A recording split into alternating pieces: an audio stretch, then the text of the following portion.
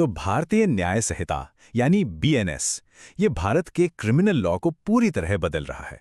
अब इसकी जो नींव है ना, वो टिकी है 23 खास परिभाषाओं पर। लेकिन इन्हें एक एक कर रटने की क्या जरूरत है? क्या हो अगर हम इन सभी को एक कहानी में पिरो दें?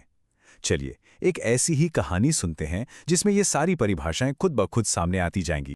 तो सवाल यही उठता है कि क्या कानून की इतनी मुश्किल लगने वाली भाषा को एक सीधी साधी कहानी की तरह समझा जा सकता है? मेरा मानना है हाँ, बिल्कुल समझा जा सकता है। और हमारी कहानी बस अब शुरू होती है। तो हम करने ये वाले हैं कि बीएनएस के सेक्शन 2 की 23 मुख्य परिभाषाओं को समझने के लिए एक काल्पनिक सफर पर निकलेंगे। देखिएगा, इस कहानी के साथ ये मुश्किल लगने वाले कानूनी शब्द कैसे आसानी से याद हो जाते हैं। देखिए, हर कानूनी कहानी की शुरुआत एक घटना से होती है। हमारी कहानी की शुरुआत भी एक अपराध से होती है और यहीं से हमारा पहला अध्याय खुलता है। तो होता यह है कि एक व्यक्ति एक कार्य करता है। अब देखिए, कानून की नज़र में कार्य का मतलब सिर्फ एक काम नहीं है, बल्कि ये कई कामों की एक पूरी सीरीज भी हो सकती है।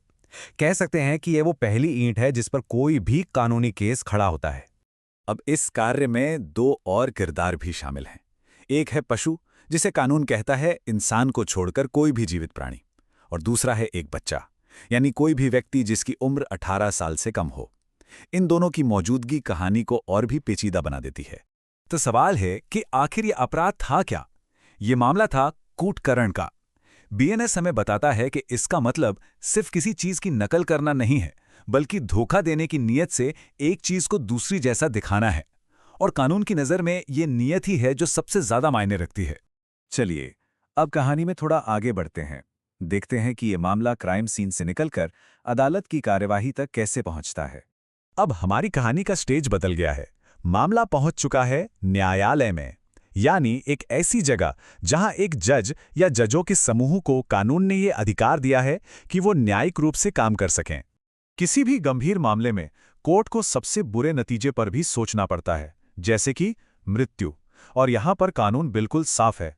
बीएनएस के हिसाब से मृत्यु शब्द का मतलब हमेशा और हमेशा एक इंसान की मृत्यु ही होता है, किसी और जीव की नहीं। अब आते हैं केस के दिल पर, यानी इरादे की जांच। कानून यहां दो बहुत मिलते जुलते शब्दों में एक बहुत बारीक सा फर्क करता है। एक है बेईमानी, जिसका मतलब है किसी को गलत तरीके से फायदा पहुंचाने या नुकसान पहुंचाने का इरादा, और दूसरा है कपटपूर्वक, जिसका सीधा मतलब है धोखा देने की नीयत रखना। ये बहुत छोटा लेकिन एक बेहद जरूरी कानूनी फर्क है। अच्छा, सबूत कैसे पेश होते हैं? यहां पर आता है दस्तावेज का रोल।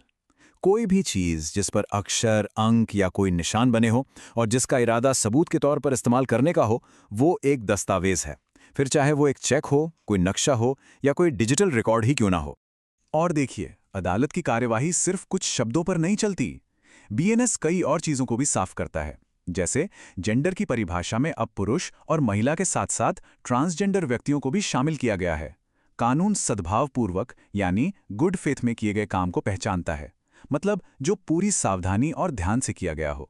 ये किसी अपराधी को आश्रय देने को अपराध मानता है, और क्षति का मतलब सिर्फ शारीरिक चोट नहीं, बल्कि दिमागी, प्रतिष्ठा या संपत्ति का नुकसान भी होता है।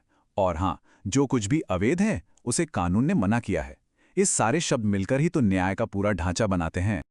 अब हमारी कहानी अपने क्लाइमैक्स पर पहुंच रही है, वो मोड़ जहां फैसला सुनाया जाएगा और उसके परिणामों को भी समझा जाएगा।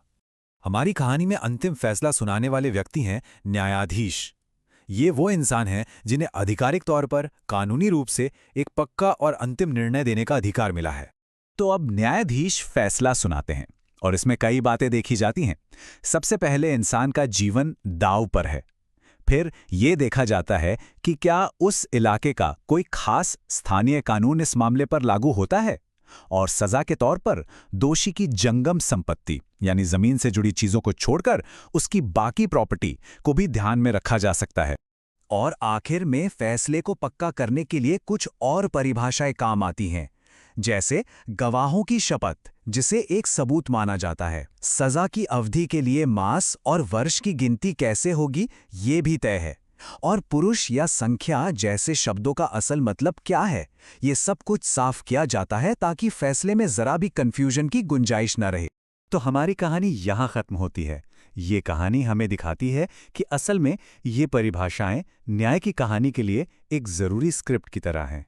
इसको ऐसे समझिए, जैसे किसी फिल्म की स्क्रिप्ट हर किरदार और हर घटना को साफ-साफ बताती है ताकि कोई कंफ्यूजन ना हो।